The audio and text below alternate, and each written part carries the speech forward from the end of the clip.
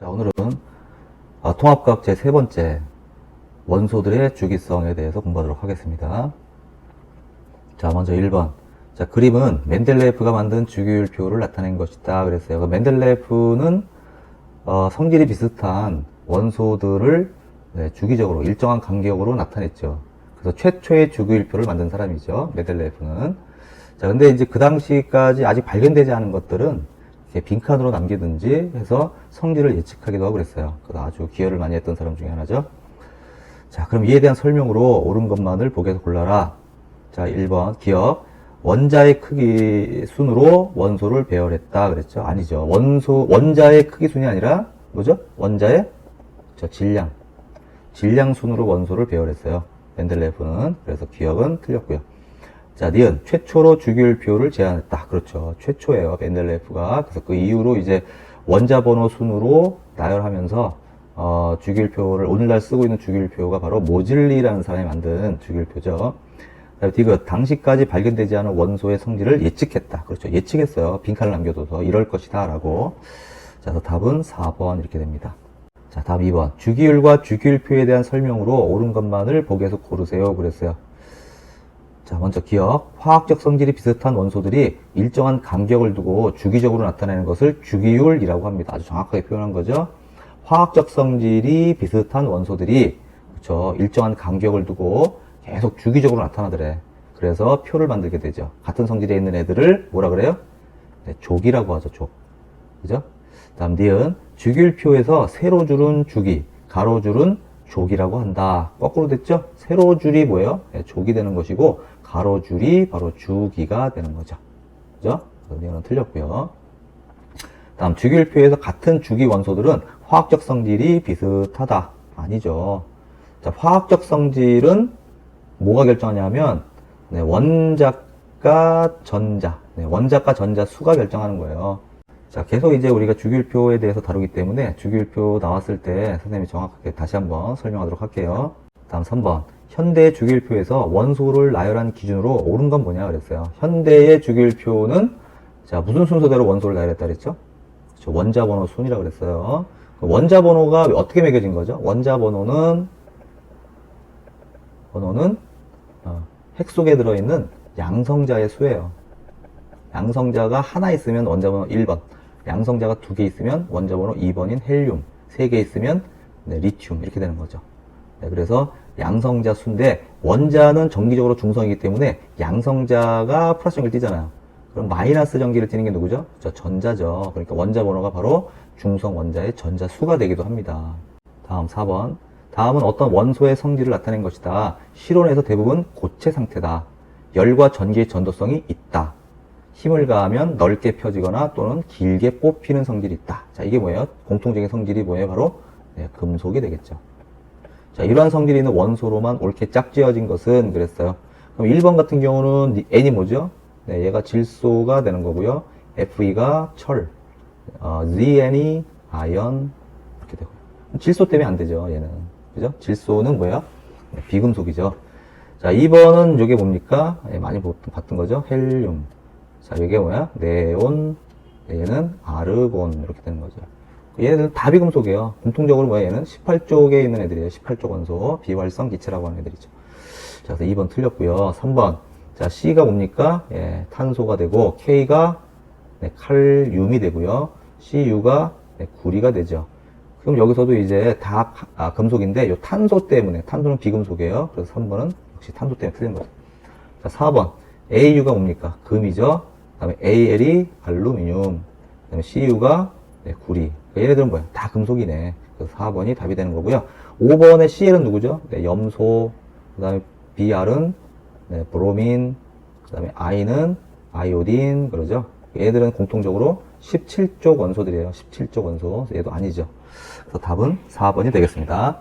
자, 다음 5번입니다. 그림은 주기율표를 원소의 성질에 따라 몇 가지 영역으로 분류했다 그랬죠? 자, 가가 누굽니까? 얘는 혼자 동떨어져 있는 애. 얘가 수소죠.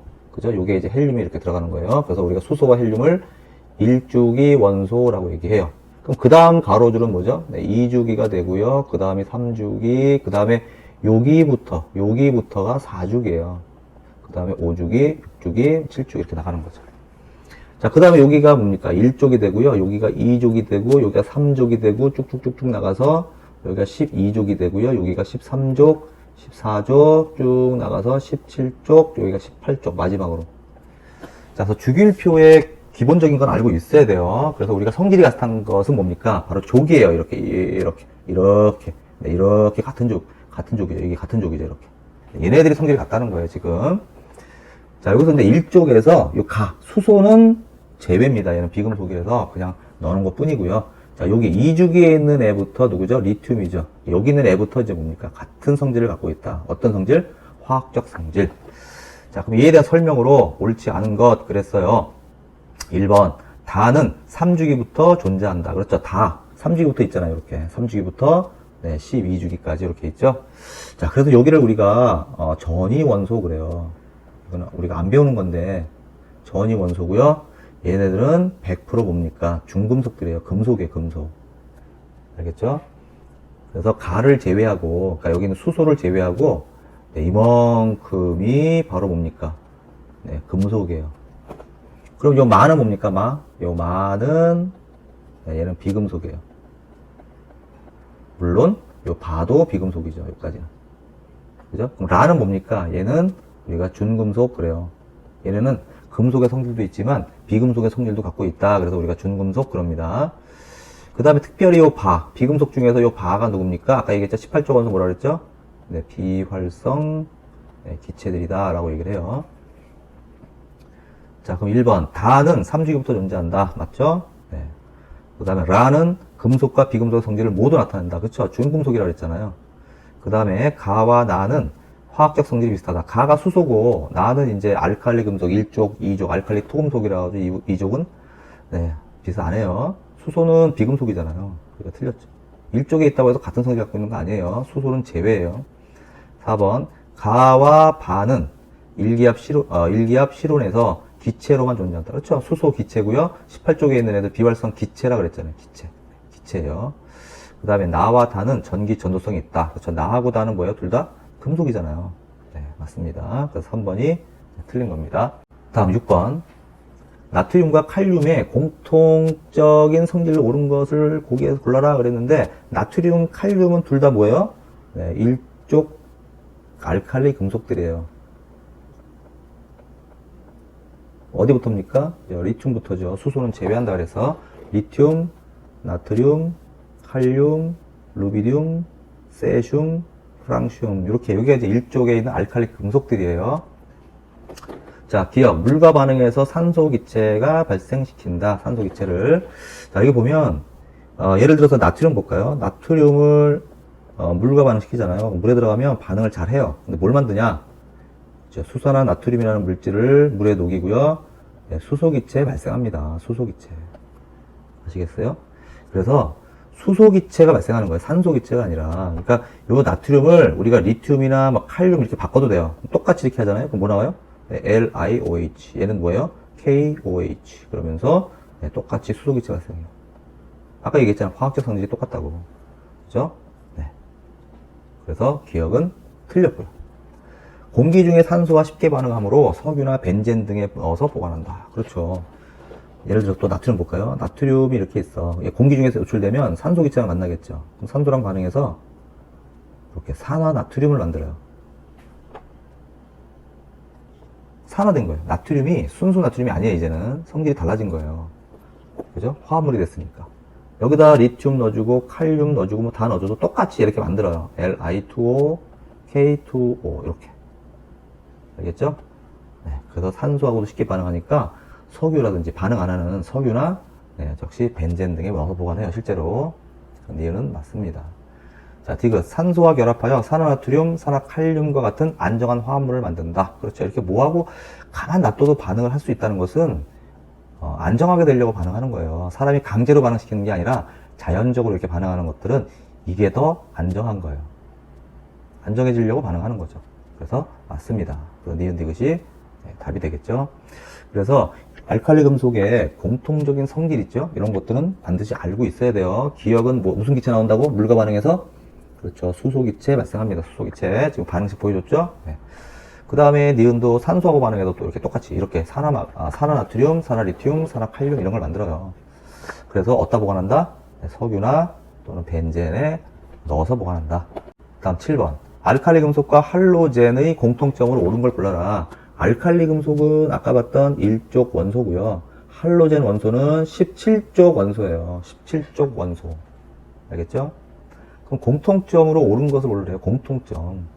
그러면 자, 기억. 물과 반응해서 수소기체가 발생하는 건 누굽니까? 바로 1족에 있는 알칼리 금속이고요. 할로젠들은 물과 반응 안 해요. 얘네들은. 틀렸고요. 니은. 원자 번호가 증가할수록 반응성이 크다. 자, 알칼리 금속 아까 봤죠? 리튬, 나트륨, 칼륨, 루비듐, 세슘, 프랑슘 이런 거. 알칼리 금속은요. 이렇게 내려갈수록 원자 번호 커지는 거죠? 네, 원자 번호 커질수록 반응성이 증가해요. 실제로 반응성이 커집니다. 내려갈수록.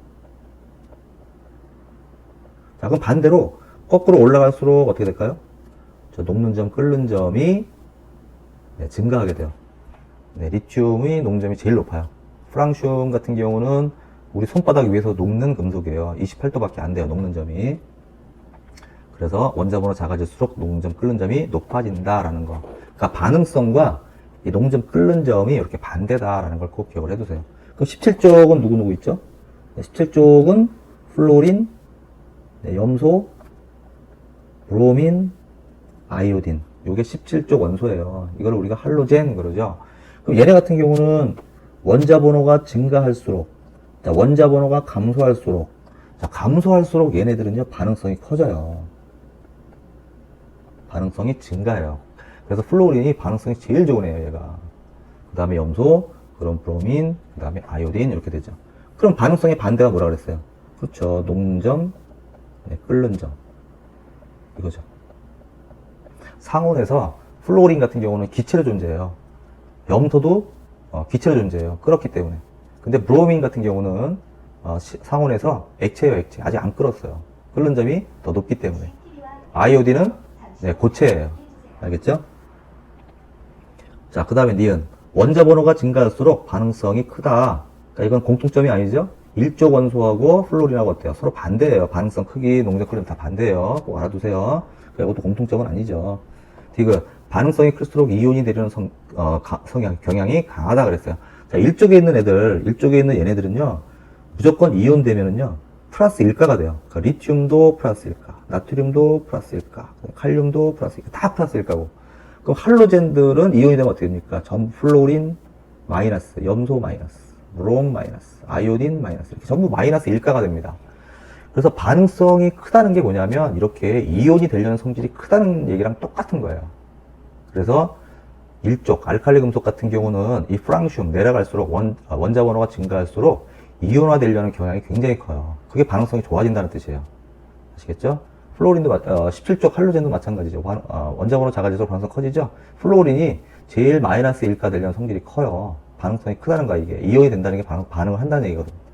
자, 그래서 디귿은 자, 이게 공통점이 되는 거죠. 그래서 답은 2번 이렇게 됩니다.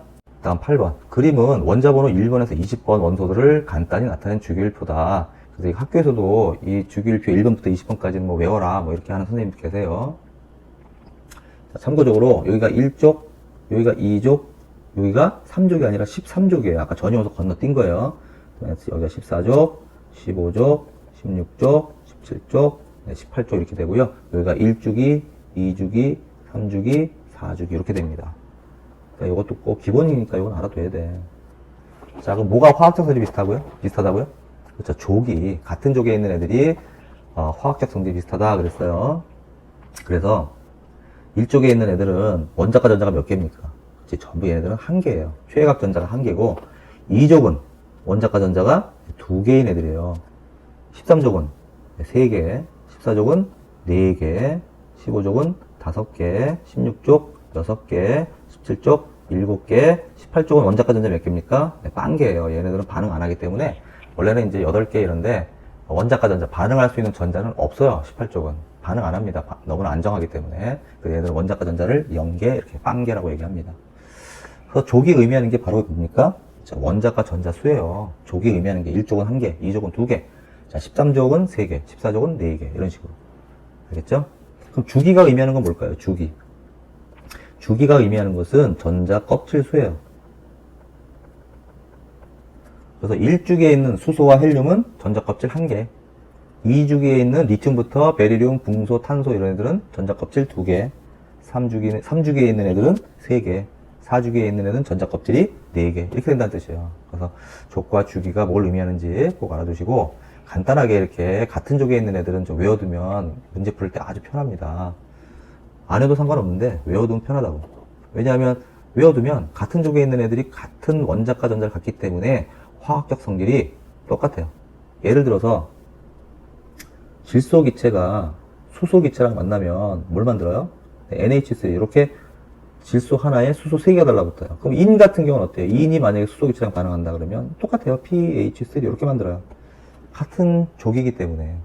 알겠죠? 그래서 우리가 질소와 인이 같은 족이라는 걸 알면 이렇게 화합물 형태까지도 우리가 알 수가 있어요. 그래서 외워두면 좋다. 뭐 그런 얘기예요. 자, 기억. 알칼리 금속은 4개이다. 알칼리 금속은 4개다. 몇 개예요, 여기 보니까. 그렇죠. 수소는 제외한다 그랬잖아. 그러니까 3개예요, 3개. 수소 제외하고 리튬, 나트륨, 칼륨 지금 3개 나와 있잖아요. 니은 할로젠은 2주기, 3주기에만 있다. 자, 여기 지금 요 그림에서는 그렇지만 밑에 뭐 있어요? 네, 브로민도 있고요, 아이오딘도 있고 또 밑에 또 있어요. 7주기까지 있어요. 그죠? 근데 요 표에서는 뭐야? 표에서는 그렇지 2주기와 3주기만 있네. 지금 표를 보고 하는 거죠? 네, 그러니까 니은은 맞습니다. 디귿 비활성 기체는 18쪽이다. 그렇죠. 18쪽. 헬륨, 네온, 아르곤 이런 것들이죠. 그죠? 그래서 답은 4번 이렇게 됩니다. 다음 9번. 원자에 대한 설명으로 옳은 것만을 보기 위해서 있는 대로 골라라. 기억. 전자는 플러스 전을 띈다. 아니죠. 마이너스 전화. 니은 원자핵은 마이너스 전 아니죠. 플러스 전화.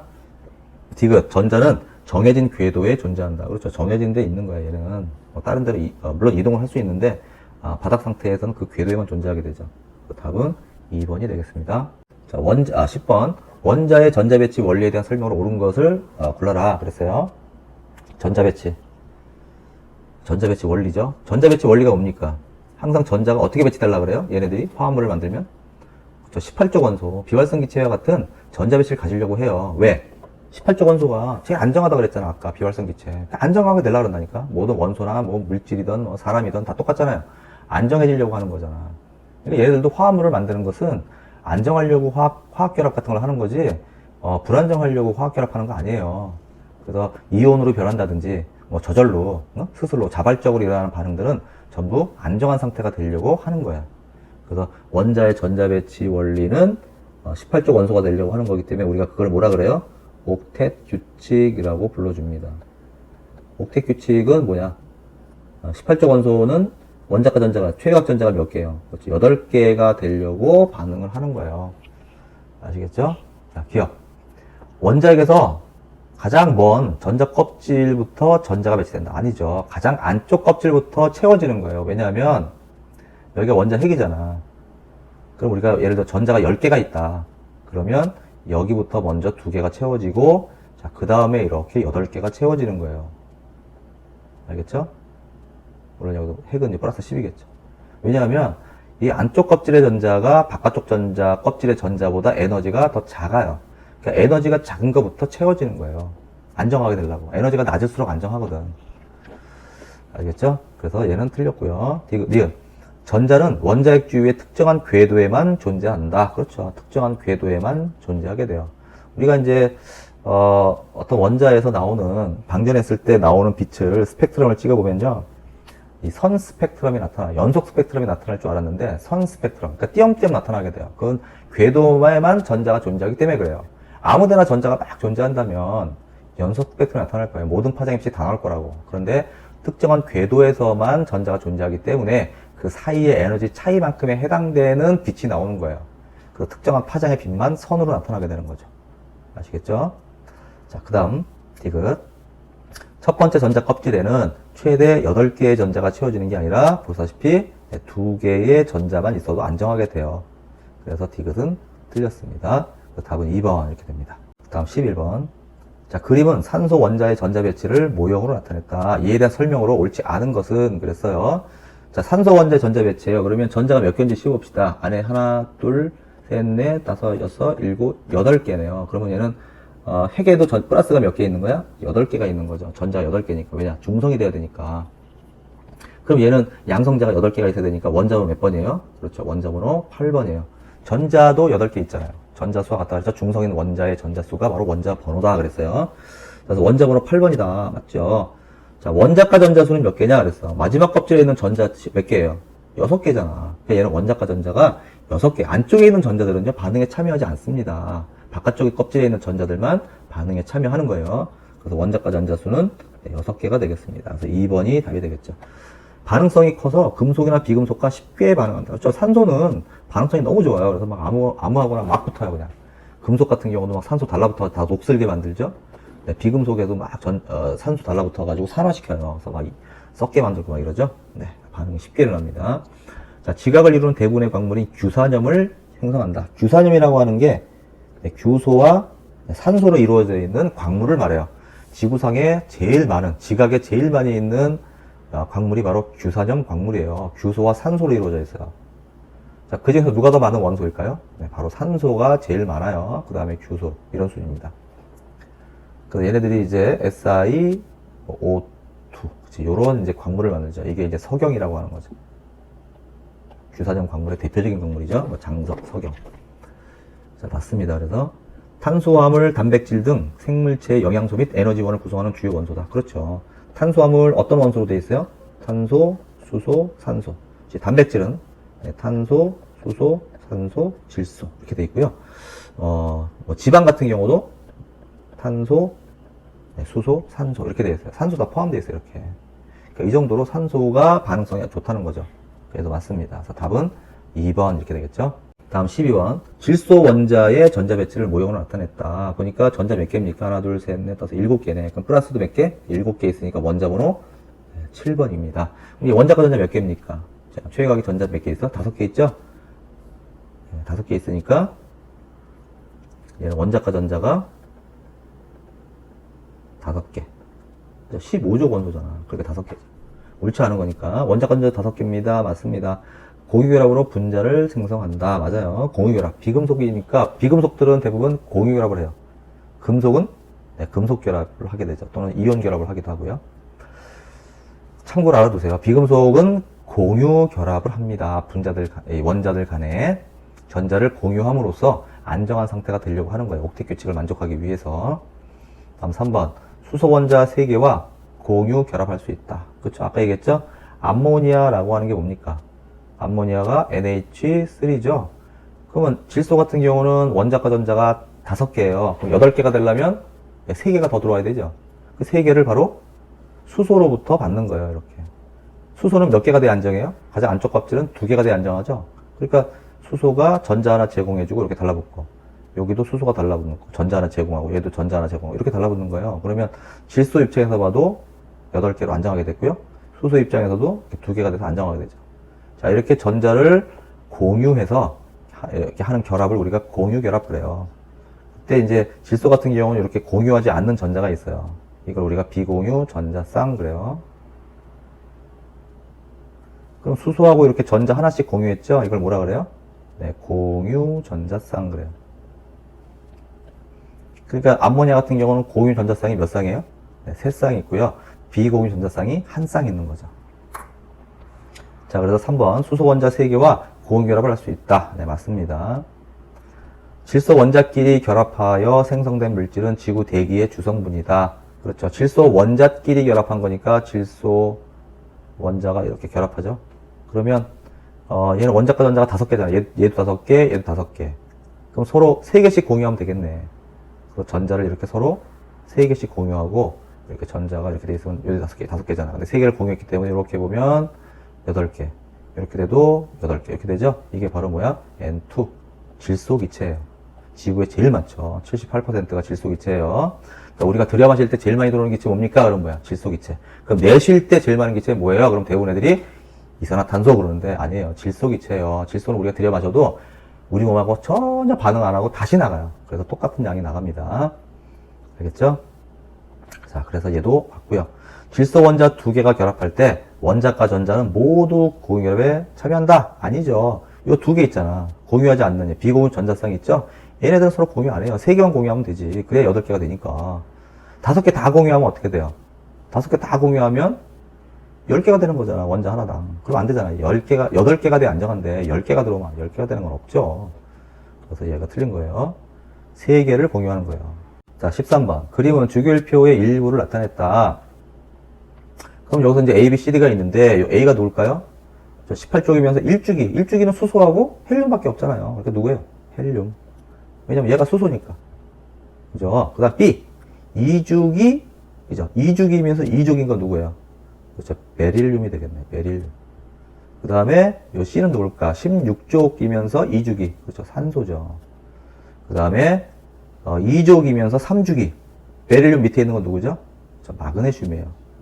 그래서 기본적으로 한 20번까지는 이렇게 족으로 좀 외워두는 게 우리가 문제 풀 때 굉장히 좋아요. 자, 옳은 걸 찾아라 그랬으니까 기억. A의 반응성이 가장 작다. 헬륨. 그렇죠. 18족 원소. 비활성이잖아. 비활성 기체. 그러니까 반응성이 이 네 가지 중에서는 가장 작은 거죠. 그 다음에 B와 C는 전자 껍질 수가 같다. B와 C는 전자 껍질 수는 뭐야? 그치? 똑같이 2주기잖아요.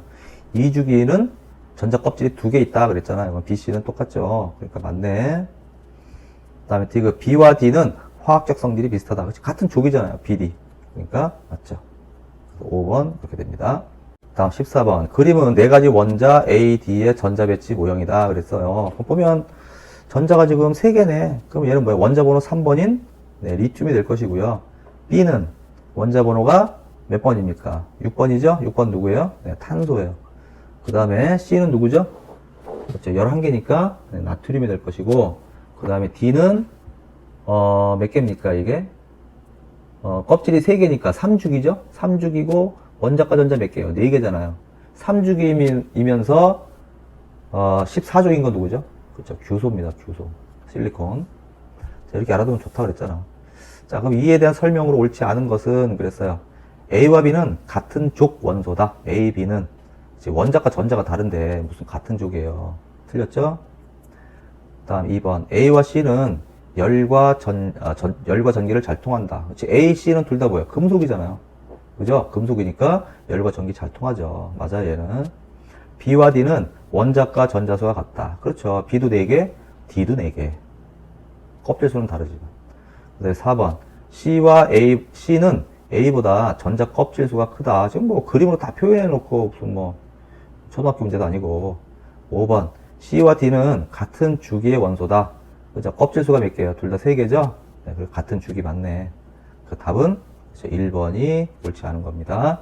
자, 이제 오늘의 마지막 문제입니다. 15번. 그림은 주기율표의 일부를 나타냈다. A, B, C, D, E, F, G까지 있네. 자, 그럼 뭐 한번 써볼까요? A는 누굽니까? 그렇죠. 수소고요. B는 헬륨이고요. C는 리튬이고요. D는 플로린이게 됐고, 그 다음에 E는 누구죠? 15족이니까 질소 밑에 있는 거. 그렇죠. Eg죠. 그 다음에 F는 누굽니까? F는 바로 원자번호 20번인 칼슘이 될 것이고, 그 다음에 17쪽 할로젠 세 번째 있는 건 누구죠? 여기 염소 밑에 있는 건 누구죠? 그렇죠. 브로민 이렇게 됩니다. 자, 그러면 A에서 G까지 A 플러스 B 플러스 C의 값을 구해라 그랬거든요. 그러면 금속 원소의 수가 A래요. 그럼 여기서 금속 원소만 찾아봅시다. 누굽니까? C도 금속이죠. 리튬. 그 다음에 F, 칼슘도 금속이에요. 그죠? 그럼 2개밖에 없네. 그래서 A는 얼마입니까? 자, A는 바로 2가 되는 거예요. 자, 그 다음에 원자과 전자수가 7인 원소의 수 그랬어요. 7인 원소는 D하고 할로젠이니까 G밖에 없죠. D, G. 그죠? D하고 G. 그러니까 2개죠. 2개. 그 다음에 전자 껍질 수가 3인 원소의 수니까 3주기원 찾아야죠. 전자 껍질 수가 3이면 3주기죠. 그죠? 원자과 전자 수가 7개면 17족 원소고. 자, 그럼 3주기 원소 2밖에 없네. 2. 그죠? 그럼 얘는 하나밖에 없네. 하나. 다 합치면 얼마예요? 2, 2, 1이니까 5가 되겠죠? 그래서 1번 이렇게 답이 됩니다. 자, 이렇게 해서 이제 오늘 그 세 번째 시간 원소들의 주기성, 주기율표에 대해서 공부를 했습니다. 그러니까 여기 내용들은 상당히 중요한 것들이 많이 나오는데 문제가 별로 없지만 여기 나오는 문제들은 한 문제도 빠짐없이 다 알아야 되는 문제들이에요. 그러니까 외워야 될 거 외우고 반드시 여기는 공부를 좀 많이 해둬야 된다. 왜냐하면 못 외워서 틀리는 경우가 되게 많거든요.